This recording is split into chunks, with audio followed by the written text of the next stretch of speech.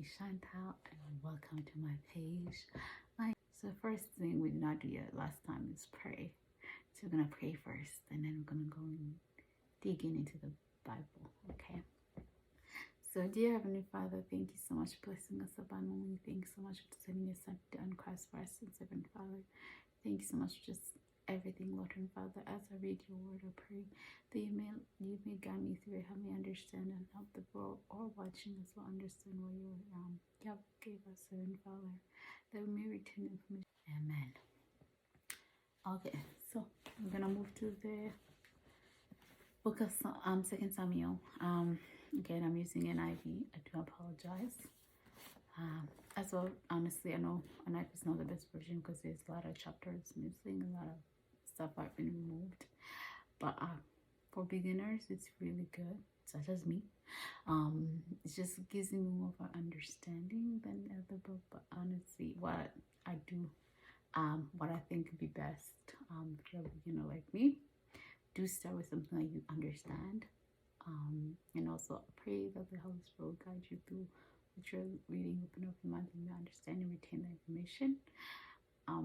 But if you do read the portion of the Bible that you understand and then move on further, because for me I'm going to start with NIV and then once I'm done the Bible completely, I'm going to move to New King James Version. Once I'm done that, I'm going to move to King James, the original version of the Bible. So that is my step. Not sure how your step will be, but follow the step that suits you best. The step that will guide you closer to God. That is my advice. Okay, so get your Bible ready. We're going to move to 2 Samuel.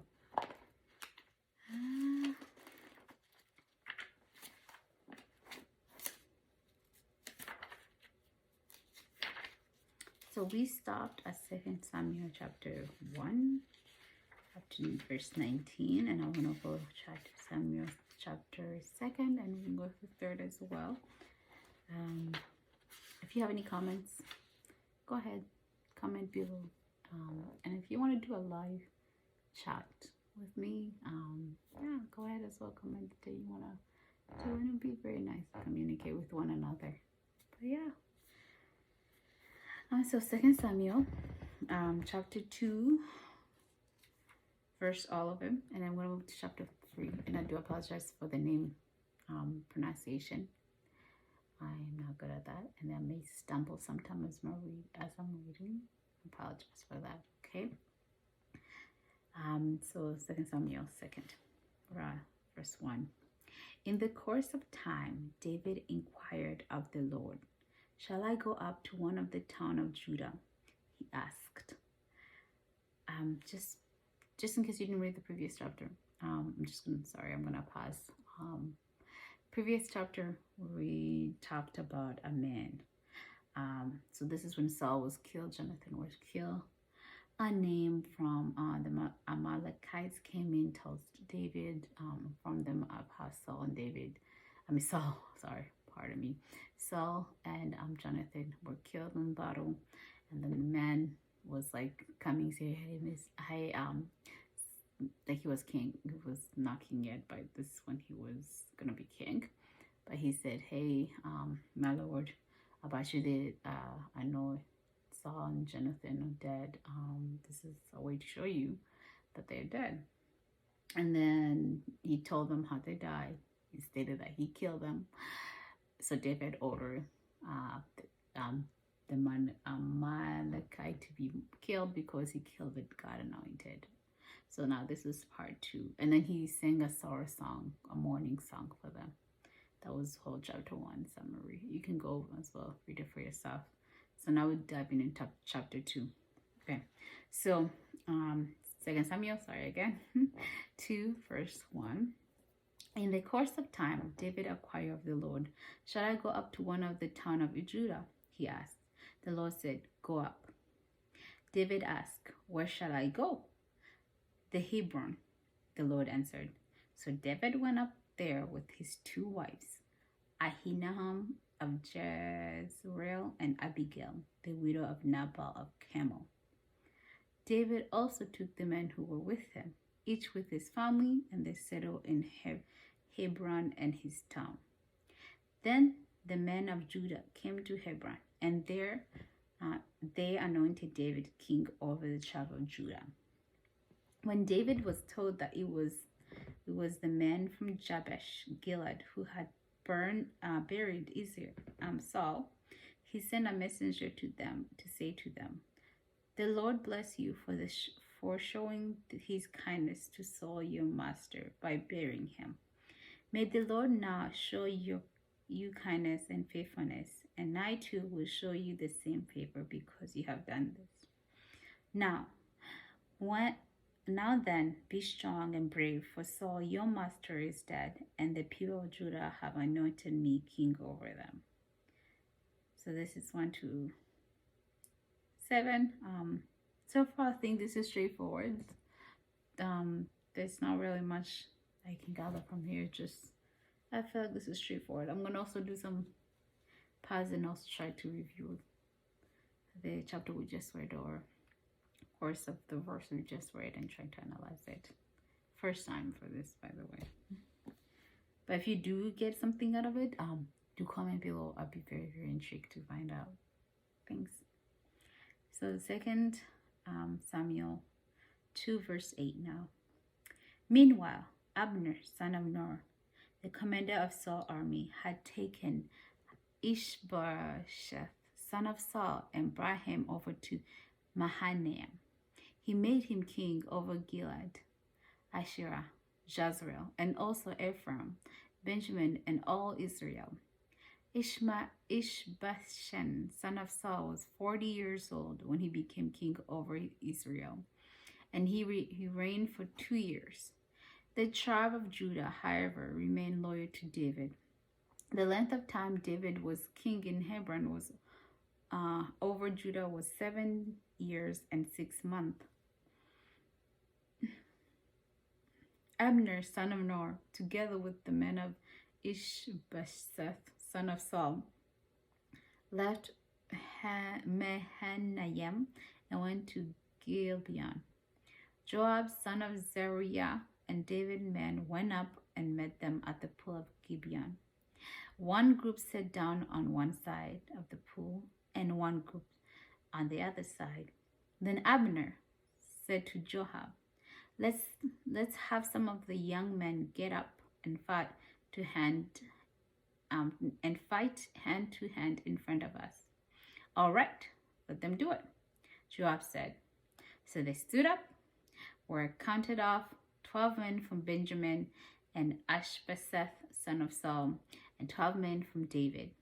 Then each man grabbed his opposite by the head and thrust his dagger into his opponent's side, and they fell down together, so that the place in Gibeon was called Helkah Hazerim. The battle that day was very fierce, and Abner and the Israel were defeated by David's men. The 3 sons of Zeruiah were there: Joab, Abishai, Asahel.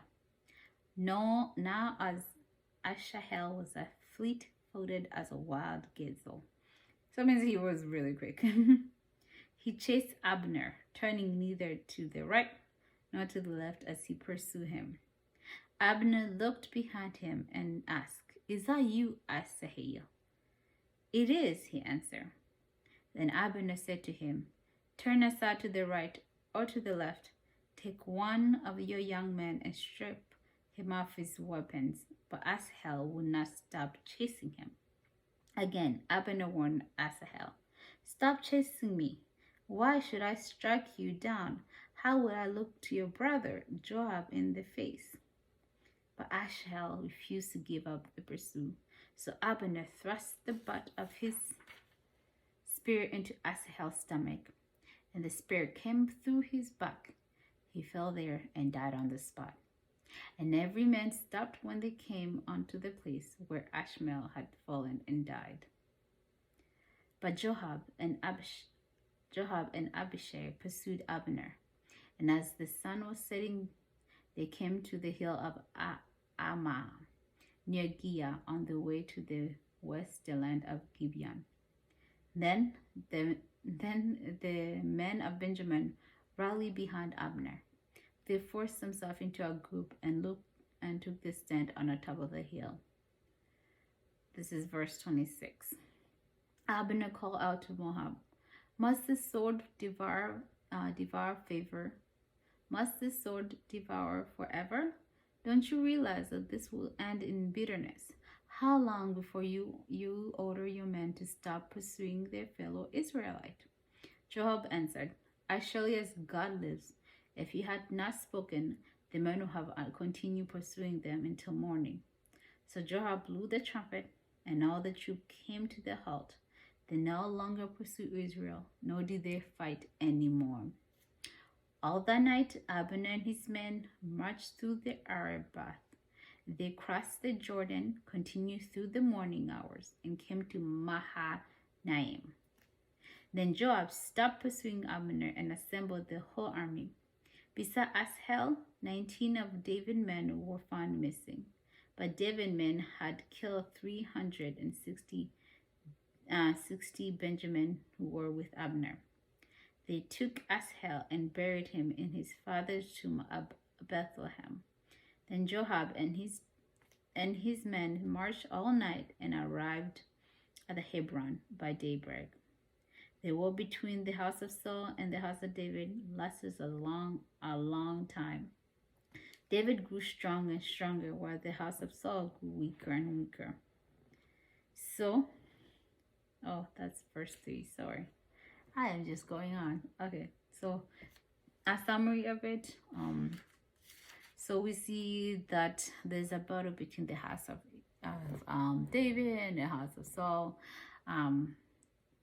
Saul's son, Ishbosheth, once his father died, he went on and he became king, and then David also became king.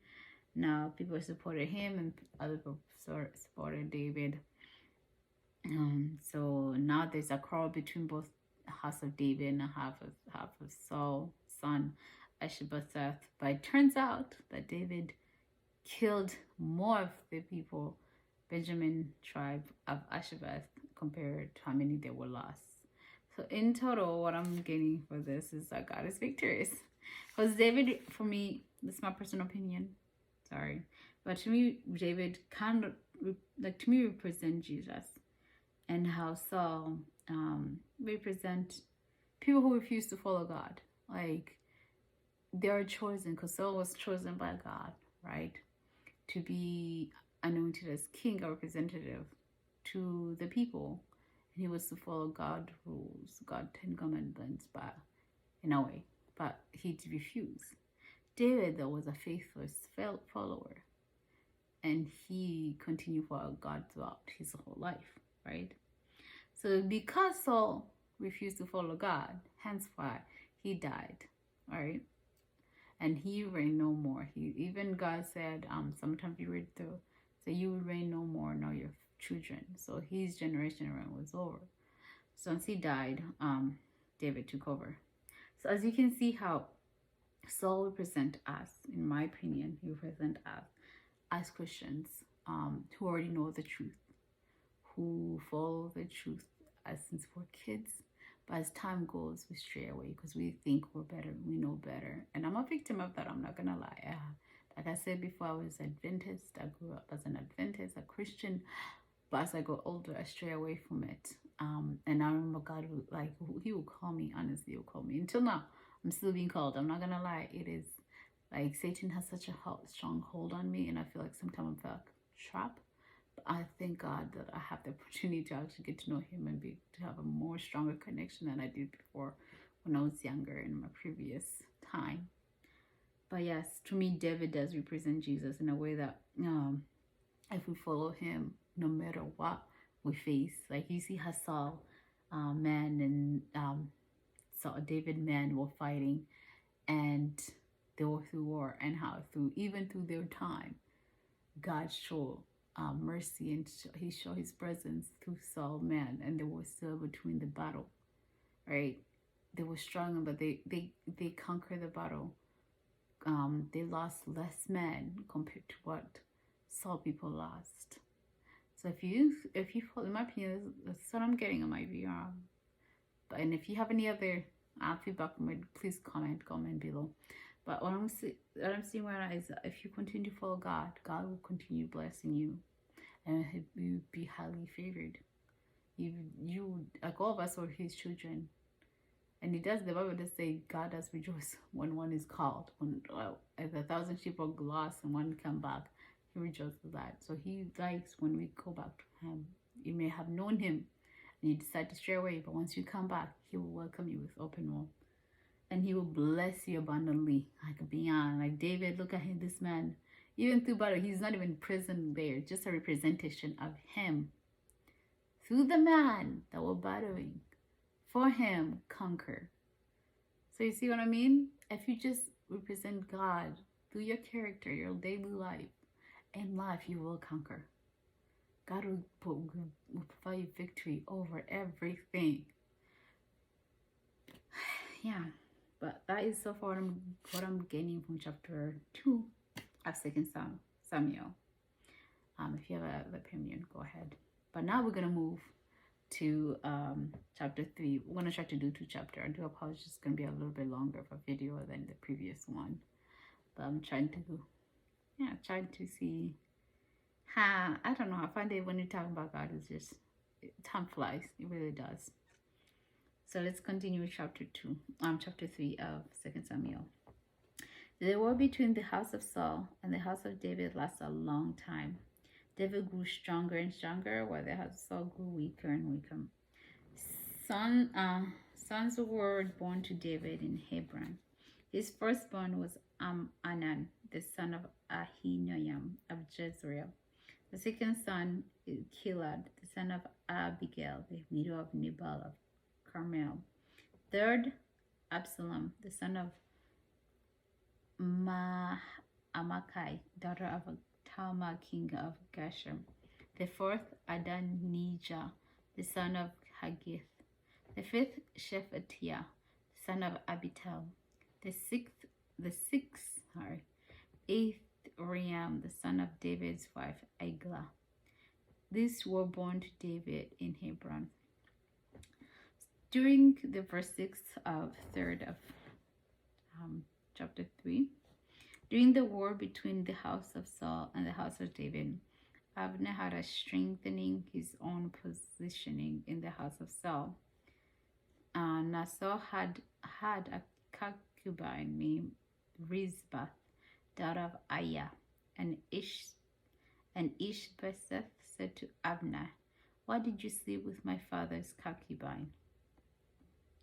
Abner was very angry because of what Ishbosheth said.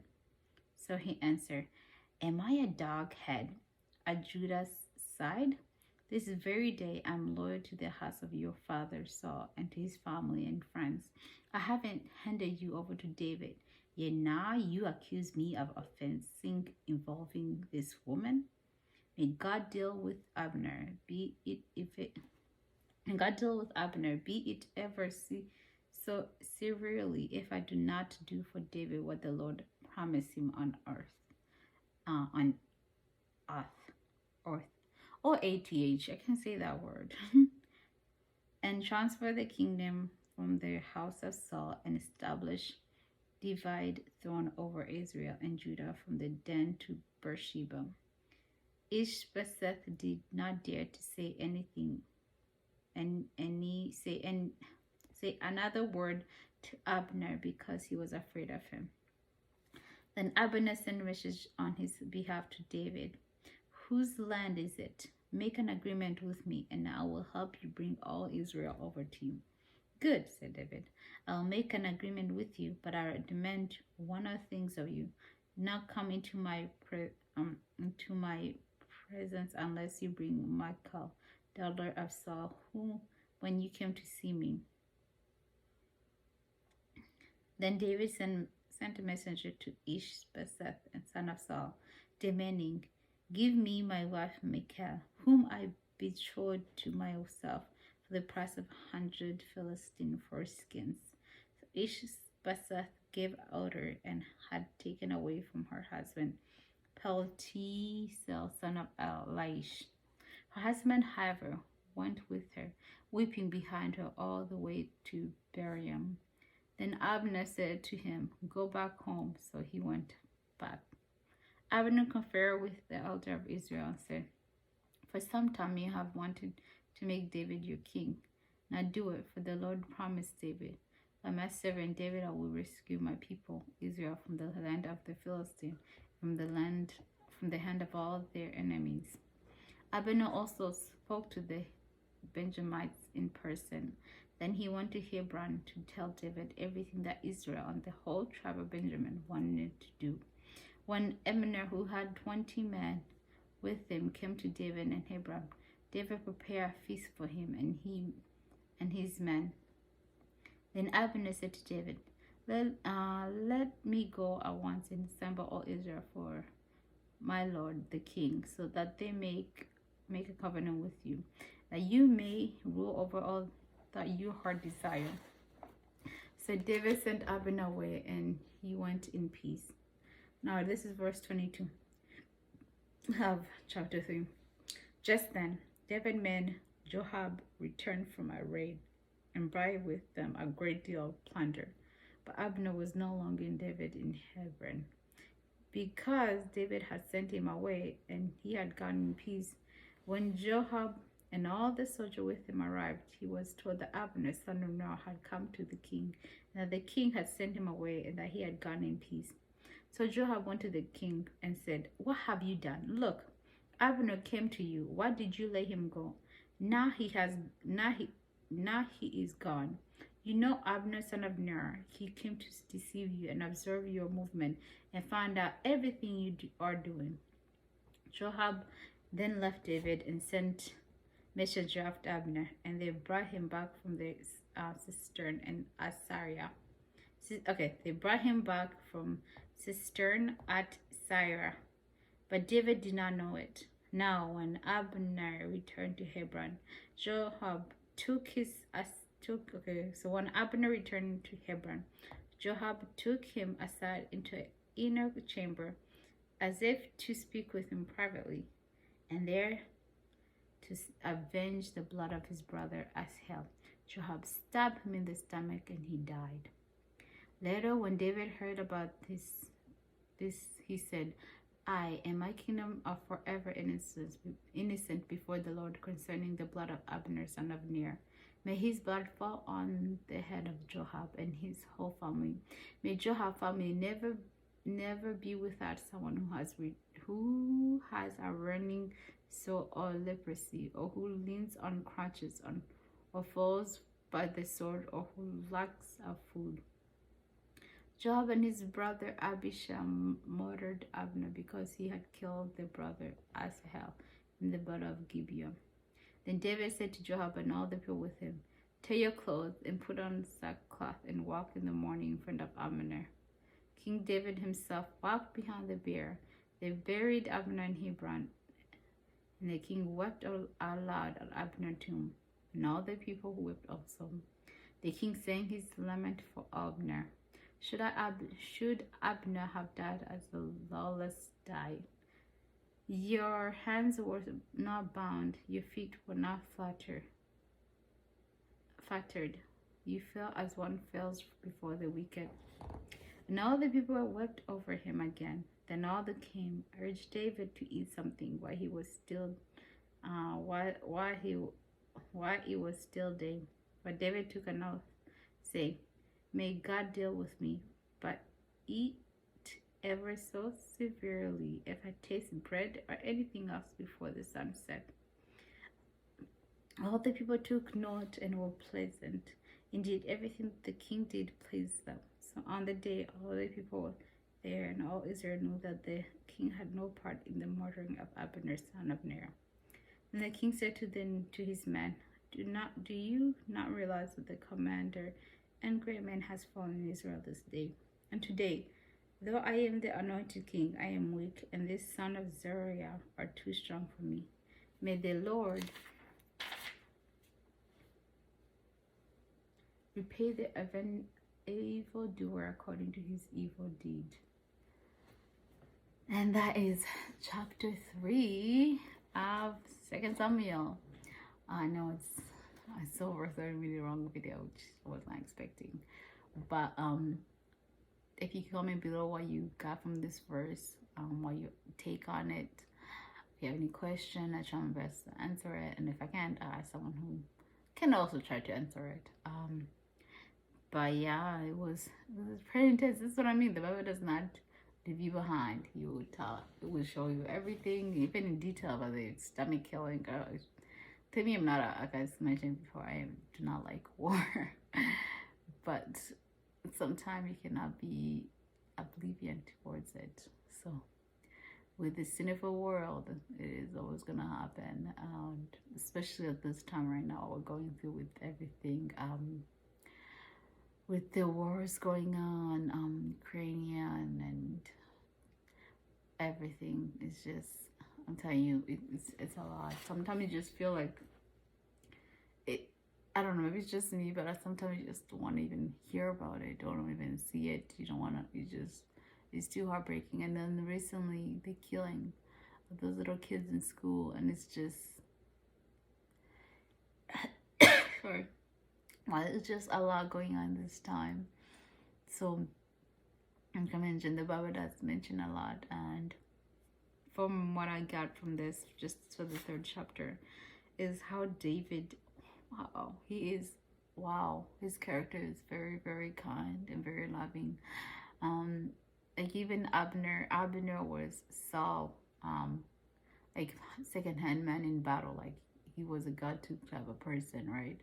So even though Saul spent many years pursuing David, David, until this day, until now, based on the Bible information, he welcomed Abner with open arms. He didn't even hold a grudge against him. This man just said, okay, if you think, if we can get these people toward my side, perfect, yes. Like, he didn't even bother to say, kill this man, for he was Saul's partner. He helped Saul out. No, he literally opened up, open arm, gathered him and listened to him. And then when he was killed by Joab, due to his brother being murdered, which technically was his fault for pursuing him, but because of revenge, sadness, and sorrow, he killed Abner, and then Abner ended up dying. And then until then, even until David came in and mourned for him, was not even willing to eat for a whole day. They offered him for a whole day. He did not want to eat. For a man that for many years he was against him.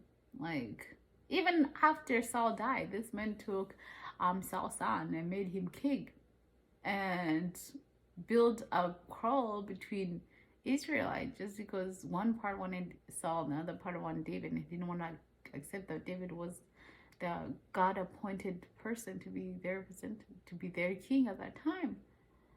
And even that happened. This man still welcomed him and it's like, okay, now, yeah, come in, tell me what you plan.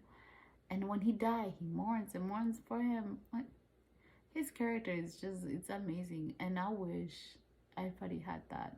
And I would pray to have that kind of character in my life where even though someone done something bad towards me, I'm able to easily forgive them, and also not just forgive and forget type of thing, but forgive them and actually present myself with my heart. Like if God was gonna scan my heart, He will see my heart with clear, as in I am willing to welcome Him. I won't hold the past against Him. Although we were named before, we want to be friends, close as one, as brother now, and that's the type of relationship I would like to live daily with everybody. I have moments where I have people where, they get you up to here, and you try, but to have that character of David, which also is the character of Jesus, when Jesus came, that He was crucified, and He said, forgive them all, for they do not know what they're doing. Like, that sounds of forgiveness, that merciful characteristics what we need in our life daily. Even though we're faced with very strong trials in our life, we should still maintain strong and faithful. That is the character we need. Courage and forgiveness. The spirit of forgiveness is what we need. But yeah, that is the end of my Bible reading. So tomorrow or the next time I'll read 5 and 6. And again, please, if you have, sorry, if you have any comments, any take of the information we just read, please post it. And I highly suggest if you can subscribe to other people as well. My goal is to reach someone one day with this YouTube channel that I'm just trying on. It's just something that's been on my mind for a while, and I just had a baby, so for me it's hard to have time to actually go through this. But for some reason, yesterday I just said, let me try it, because I'm still growing, I'm still learning, and I thought might as well of us grow and learn together. But yeah, that is all for today. Have a wonderful day, y'all. Subscribe please and comment below. I'll like that. I want to see you guys' input. Have a wonderful day. Bye bye.